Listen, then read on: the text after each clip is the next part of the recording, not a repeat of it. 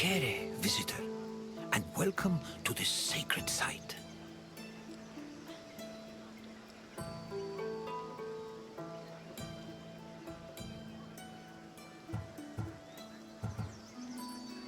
My name is Herodotus, and I am a traveler from Hyrcanassus. I retrace the cause of various events, such as wars and great calamities. I describe what I see and record what I'm told, all with the aim of providing a better understanding of why these things occur. Look for me to introduce you to many sites.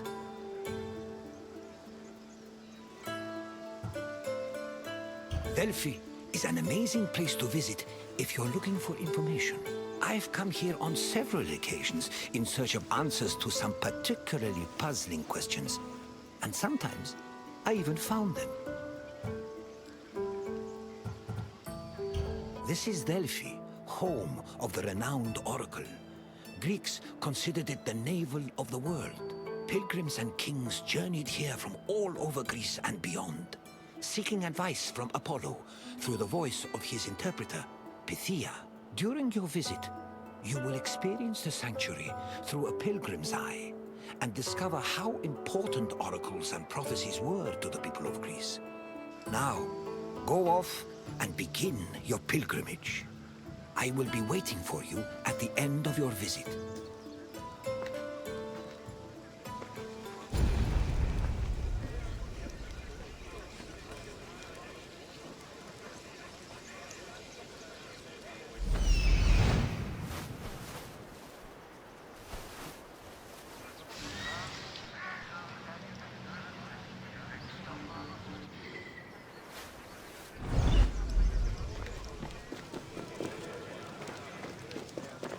On their journey to the Temple of Apollo, pilgrims walked this sacred path up Mount Parnassus. The summer sun beat down hot on their backs. Along the way, they took in the magnificent monuments, treasuries, and statues that adorned the road. These landmarks were tokens of people's reverence for the oracle's benevolence. All were dedicated to Apollo, and most were offered by cities to commemorate military victories. The monuments represented not only their donors' piety, but also their power and wealth. The sanctity of Delphi has endured to the present day, and visitors still take this very same route.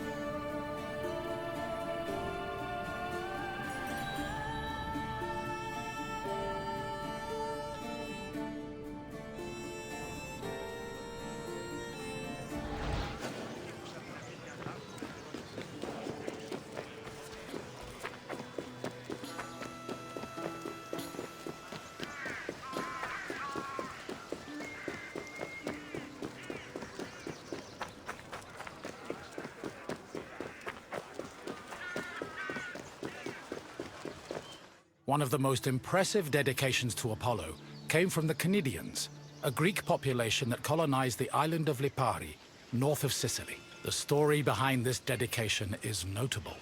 The Cnidians were at war with the Etruscans in the Tyrrhenian Sea. Seeking a good omen, the Cnidians consulted the oracle, and following her advice, they successfully captured 20 enemy ships. To thank Apollo, they offered the god the same number of statues as ships seized.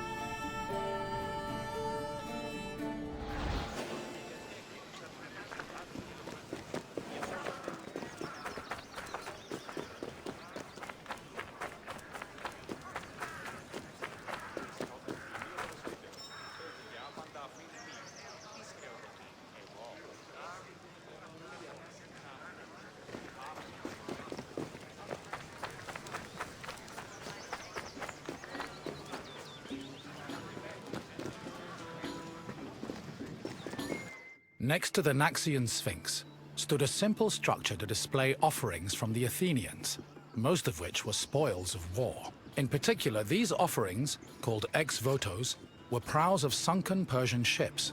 The Athenians built the portico after their naval victory over the Persians in 478 BCE. Proud are those born to be Spartans. They'll rise through the fire.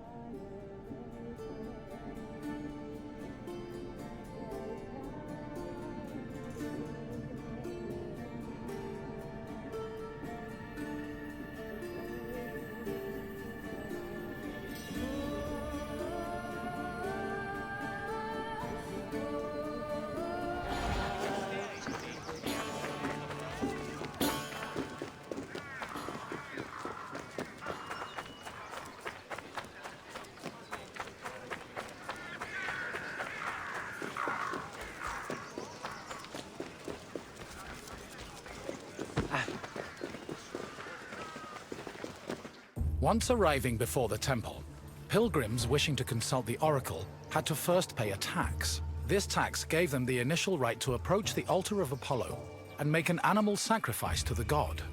But before proceeding to the Pythia, the preliminary ritual had to succeed. If the animal reacted favorably and showed signs of acceptance to the god, it was sacrificed, and the pilgrim would be allowed to enter the temple to question the Pythia.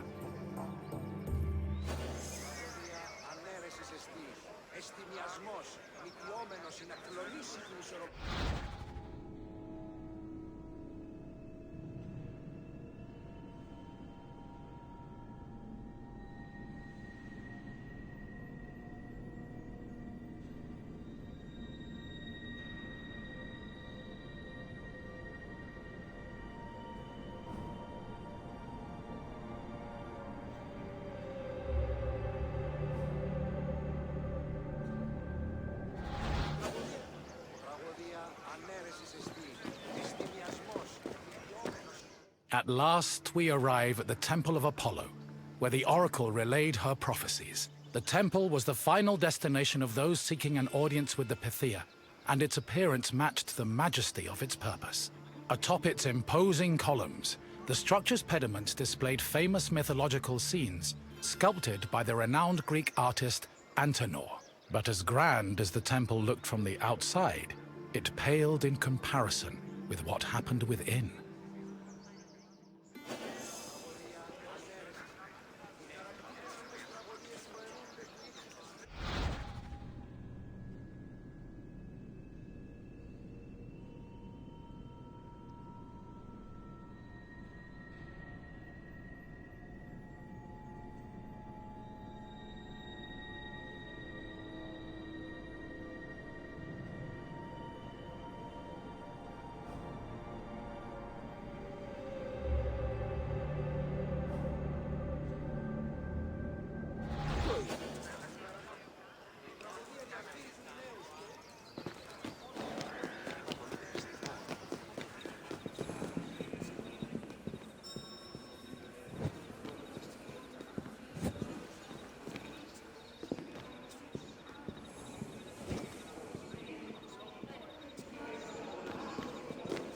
Prophecies were given in the most restricted part of the temple, the adytum, by a chaste woman known as the Pythia.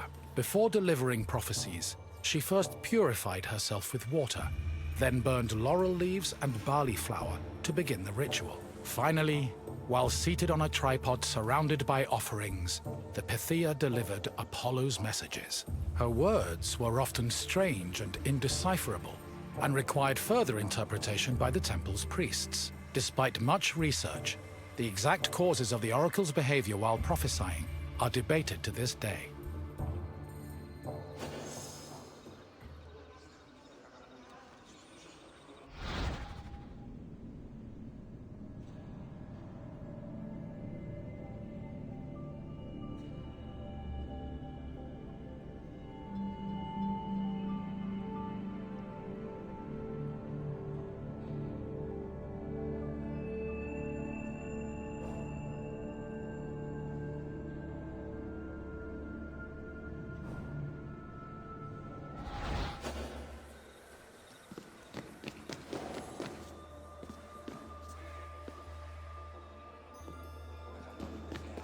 Myths say that while searching for an oracle who could impart their words to mortals, Apollo established a sanctuary on Mount Parnassus.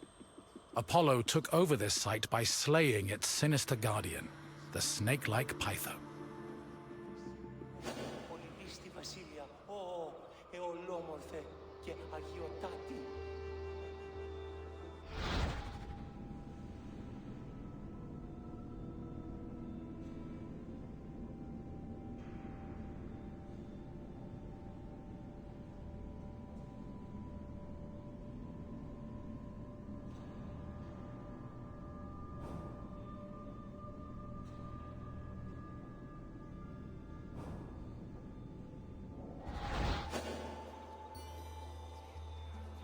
Οι οφθαλμοί μου πεσεύουσι.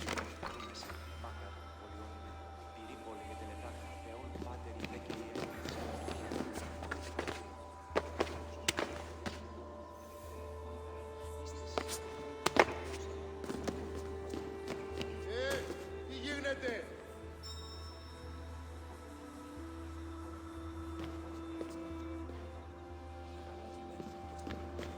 Άδικον εστί. Your visit is complete.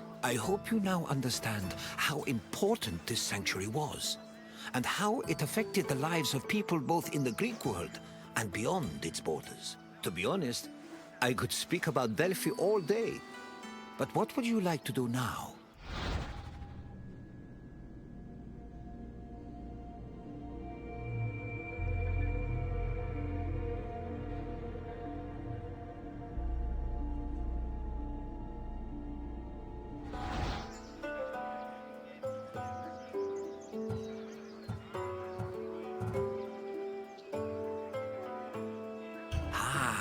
You wish to test your knowledge.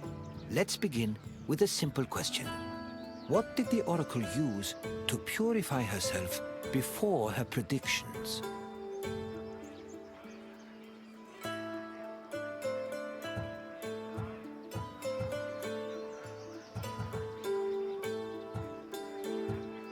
Correct. The oracle used water for purification. Time for another question. Which god was believed to speak through the oracle at Delphi?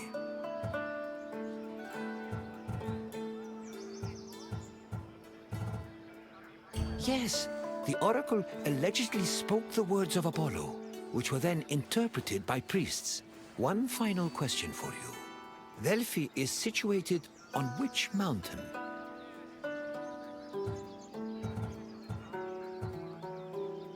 Delphi is situated on which mountain?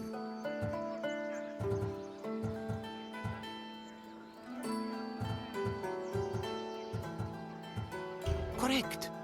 Delphi stood on the slope of Mount Parnassus. Well done, traveler. Your knowledge rivals that of the wisest philosophers.